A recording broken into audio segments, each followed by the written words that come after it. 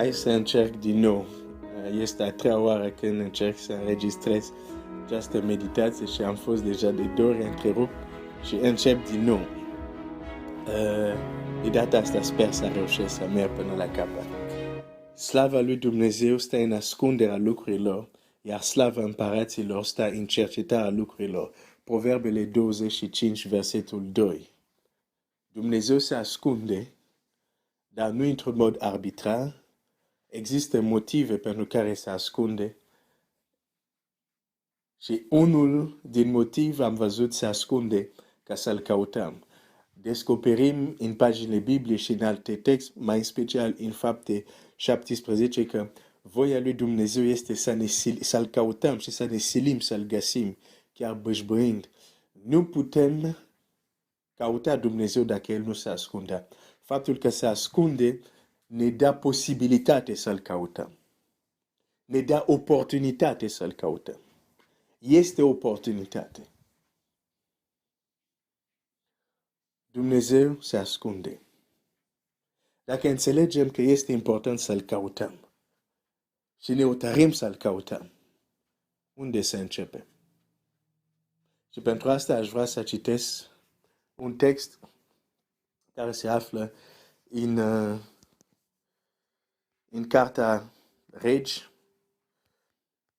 Regi, de fapt eu zic regi, dar se spune împărați. În Cartea Împăraților ar trebui să spun 2 Împărați, capitolul 2, versetul 16. Ei au zis, iată că între slujitorii tăi sunt 50 de oameni viteji. Vrei să se ducă să caute pe stăpânul tău? Poate că Duhul Domnului l-a dus și l-a aruncat pe vreun munte sau vreun vale. El a răspuns, nu-i trimiteți. Dar ei au stăruit multă vreme de el și el a zis, trimiteți-i. Au trimis pe cei 50 de oameni care au căutat pe Elie 3 zile și nu l-au găsit. Când s-au întors la Elisei, care era la Ierihon, el a zis, nu v-am spus să nu vă duceți.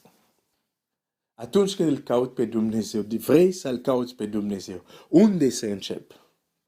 Vreau să vorbesc unde să nu încep. Unde să nu încep, vreau să spun, nu-l cauta pe Dumnezeu acolo unde nu este. Pentru că poți să-l cauți pe Dumnezeu acolo unde nu este. Și de fapt, mulți oameni îl caută pe Dumnezeu acolo unde nu este. Și voi împărtăși puțin din mărturia mea personală, pentru că exact asta mi s-a întâmplat. Să caut pe Dumnezeu exact unde nu este. Deci când vrei să-l cauți pe Dumnezeu, asigură-te că îl cauți acolo unde trebuie. În textul care l-am citit, fii prorocilor care au știut că Eli va fi rapid. Au zis la Elisei, știi că astăzi Dumnezeu va rapi pe Domnul tău, deasupra capului tău? Au mărturisit. Și el le spunea, da, știu. Dar când lucrul acesta s-a întâmplat, când a fost rapid, n-au crezut. Au zis, nu. E undeva pe un munte, n-are cum. Cum adică s-a dus așa în cealaltă dimensiune sau s-a dus în veșnicie sau cum vrei să o numești, a trecut dincolo, fără să moară. Nu. Dumnezeu doar l-a aruncat pe un munte. Trebuie să fie undeva. Și vedem diferența între a mărturisi ceva sau a mărturisi că credem ceva. Și când lucrul respectiv se întâmplă, zicem nu. Nu se poate. Toți creștinii să-mi spună, da, cred că Dumnezeu poate să învie morți. Dar dacă într-o zi vor vedea un mort care a înviat, o să spună nu cred că era chiar mort. Poate era doar într-o moarte clinică. Diferența între ceea ce mărturisim și ce se întâmplă când ceea ce mărturisim chiar se întâmplă. Ei nu au crezut și au zis nu, trebuie să mergem să-l căutăm. Elisei le spune nu mergeți. Pentru că Elisei știa că ei nu-l vor găsi. Și totuși s-au dus. Am citit textul ăsta să-ți arăt următorul lucru. Acei oameni erau convins că îl vor găsi. Pentru că deși Elisei le spune, nu mergeți. Biblia zice, au stăruit mult vreme. Erau convins. Nu are cum să fie plecat. E undeva. Dumnezeu l-a aruncat pe un munte undeva. Într-un munte, într-o vale. Erau convins. Reține asta, erau convins. Că e undeva, că îl vor găsi. Numărul 2, erau foarte hotărât. Numărul 3 avea intenții bune. Că în mintea lor, pe dacă Dumnezeu l-a aruncat pe un munte sau într-o vale, poate moare de foame, poate are nevoie de ajutor nostru, hai să mergem să-l căutăm. Convins, foarte hotărât, cu bune intenții, totuși au mers 3 zile. Nu l-au căutat câteva ore, au mers 3 zile la rând, 50 de oameni, 3 zile căutând non-stop. Au părăsit confortul casei, 3 zile pentru a-l căuta pe Eli, dar nu l-au găsit. De ce? L-au căutat acolo unde nu era. Vreau să-ți spun, nu contează cât de mult ești convins, cât de mult ești hotărât, intențiile tale bune, atâta timp că nu vei căuta pe Dumnezeu acolo unde se găsește, nu-l vei găsi. Și asta este o parte din povestea mea. Eram hotărât, eram convins, aveam intenții bune, dar nu l-am găsit pe Dumnezeu. M-am născut într-o biserică, hai să zic așa, tradițională. Am fost dus la biserica de mic. Am crescut când am avut vârsta. M-am implicat și am făcut tot ce puteam să fac la vârsta mea, pentru că vroiam să fiu bine cu Dumnezeu. Vroiam să fiu aproape de Dumnezeu. De fapt, mi se părea un privilegiu și mi-l doream. Aveam intenții bune, eram hotărât. Dar într-o seară care nu voi uita niciodată, e ca și cum s-a întâmplat ieri, când s-a întâmplat mai mult de 20 de ani. Într-o seară, sunt la slujba de seară în acea biserică. Și parcă aud o voce, și aici e greu de definit. Nu era un gând, dar nici nu era o voce audibilă. Era între. Nu știu cum să-ți definesc asta. Da. Aud o voce care îmi spune, ceea ce cauți, nu vei găsi aici. Mi-amintesc foarte bine, m-am speriat și m-am întors. Efectiv m-am întors pentru că am crezut că diavolul era în spatele meu. Pentru că în mintea mea ziceam, păi sunt în biserică. Cine altcineva decât diavolul poate să vină să-mi spună că ceea ce caut nu voi găsi în biserică. A trecut duminica respectiv, următoarea duminică am mers din nou, că tot timpul mergeam, eram nelipsit la templu, între ghilimele, la biserică. Următoarea duminică mă duc, de data asta nu aud o voce, dar ochii mi se deschid și văd tot ce se întâmplă acolo și cunosc tot ce se întâmplă acolo, că sunt acolo de mic. Am ajuns să fiu băiat de altar, deci știu și ce se întâmplă în spatele cortinei.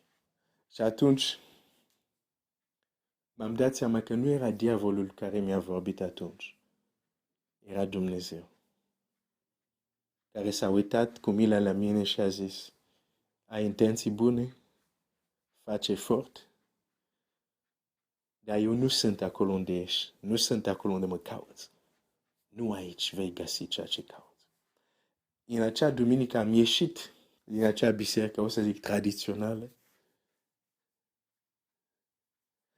Am ieșit de acolo și la propriu și la figurat. Dar nu eram mântuit, nu înțelesese mesajul Evangheliei.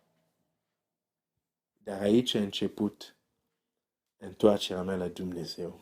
Când Dumnezeu mi-a zis, de fapt a început în primul rând când am citit într-un loc, Iisus vine curând, ești gata? Și apoi a continuat prin această întâmplare. Ceea ce cauți nu vei găsi aici. E foarte important să înțelegem că Dumnezeu este un Dumnezeu de principiu. De aceea tot Dumnezeu poate spune, poporul meu pierde din lipsa de cunoștință. Cu alte cuvinte, dacă poporul este în întuneric, pentru că asta înseamnă lipsa de cunoștință, întuneric, a nu cunoaște, a nu vede. Când poporul lui nu știe, când poporul este ignorant, chiar și Dumnezeu e fără putere pentru a-l ajuta. Pentru că nu zice, poporul meu nu are cunoștință, dar nu e nimic, pentru că poporul meu va fi bine. Nu. Zice, pierde din lipsa de cunoștință. Dacă nu știi unde să-L cauți pe Dumnezeu și te duci într-un loc greșit, chiar dacă ai intenții bune, chiar dacă vrei, chiar dacă dorești, nu-L vei găsi.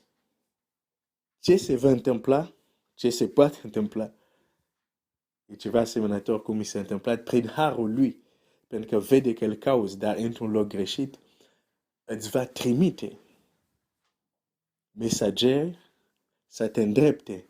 Și ar fi bine când se întâmplă să fii atent, pentru că dacă te încapăținezi să rămâi în lucrurile unde El nu este, nu-L vei găsi indiferent de cât de bun sunt intențiile tale, indiferent de cât de mulți cauți, pentru că nu am contat că fii prorocilor l-au căutat 3 zile pe Elie, nu l-au găsit, pentru că El nu era acolo. Faptele Apostolilor 17, versetul 26, care l-am citit.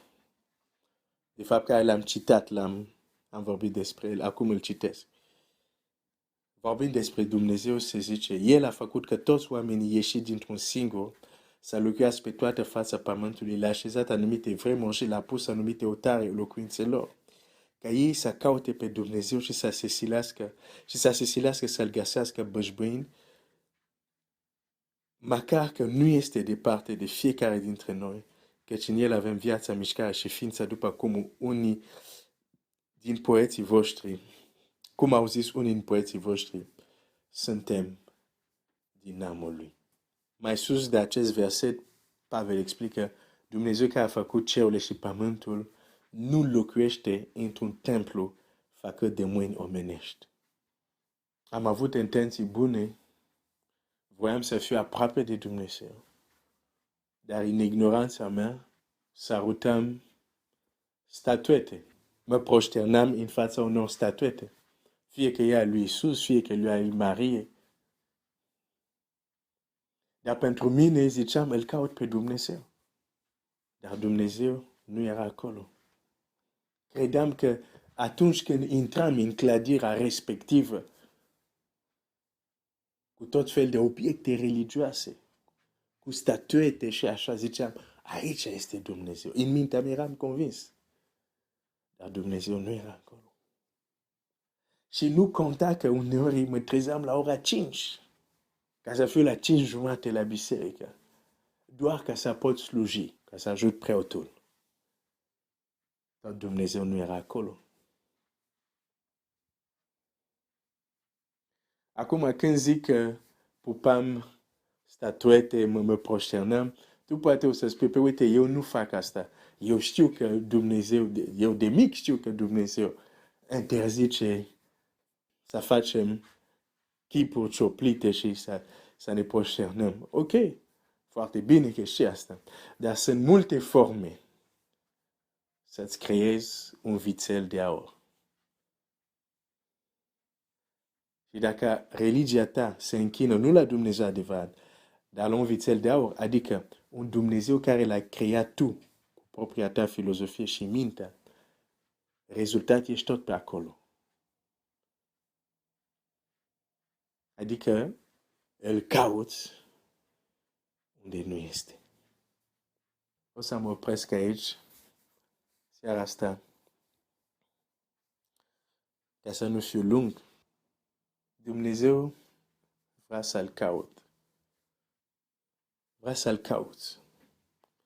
Așteaptă asta de la tine. Dacă este un lucru care știi sigur că Dumnezeu așteaptă de la tine, este asta, să-L cauți.